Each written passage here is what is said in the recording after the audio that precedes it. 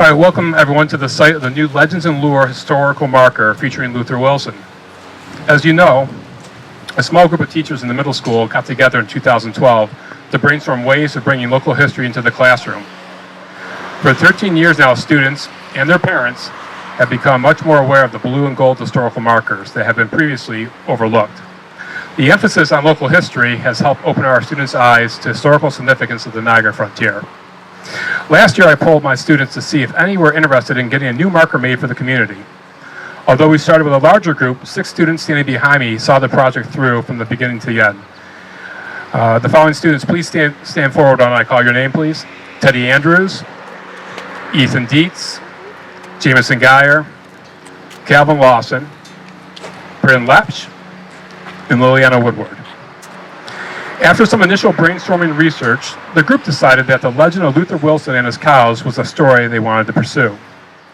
Students consulted materials found in the school library, including books and old newsletters from the Wilson Historical Society. They also tracked down a 2014 article from the Buffalo News, featuring local artist George Bannegas and his drawing of Luther Wilson protecting the cows, which was featured on a postcard sold in national parks. Special thanks must be offered to Charles Horton, who came in to meet with us, bringing some great resources with him. Thank you, Charlie, for helping bring history alive for the next generation of residents.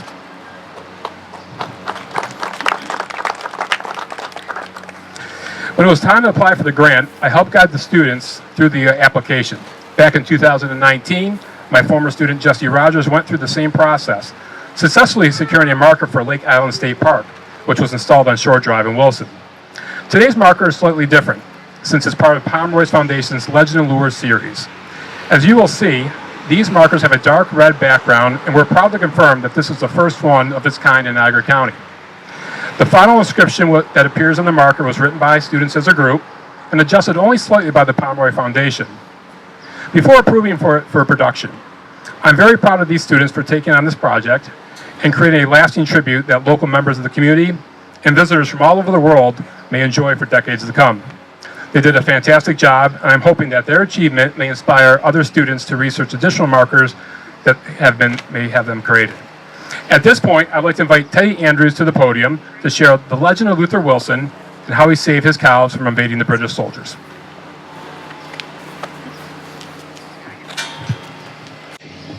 First, I would like to thank Mr. Sippel, Ms. Mahar, the Village of Wilson, and the William G. Pomeroy Foundation. Without any of these people, none of this could have even happened. So I'll give you guys a little bit of background on the marker itself. So on December 23rd, 1813, the British crossed the Niagara River and marched on to Fort Niagara and into Kempville, which is now Alcott, to burn the grist mill. They went through Wilson, burning it down on their way.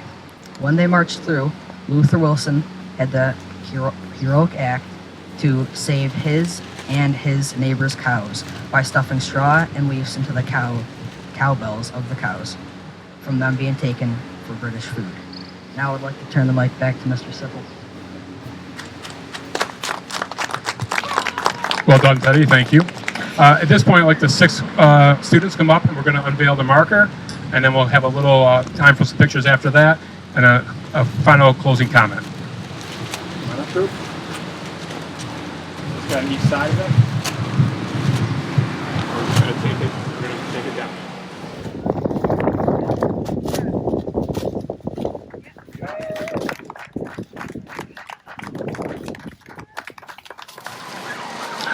In closing, I'd like to offer our thanks to a few people that helped support this project. First of all, the Village of Wilson for allowing the marker to be installed in this spot, and for the Department of Public Works for installing the sign itself. I think it looks beautiful. Mo Mahar for assisting in the group in every step along the way in the application process. Mo, thank you very much. And finally, the William G. Pomeroy Foundation for accepting our grant request and funding the creation of this marker. That includes today's unveiling. Thank you all for coming.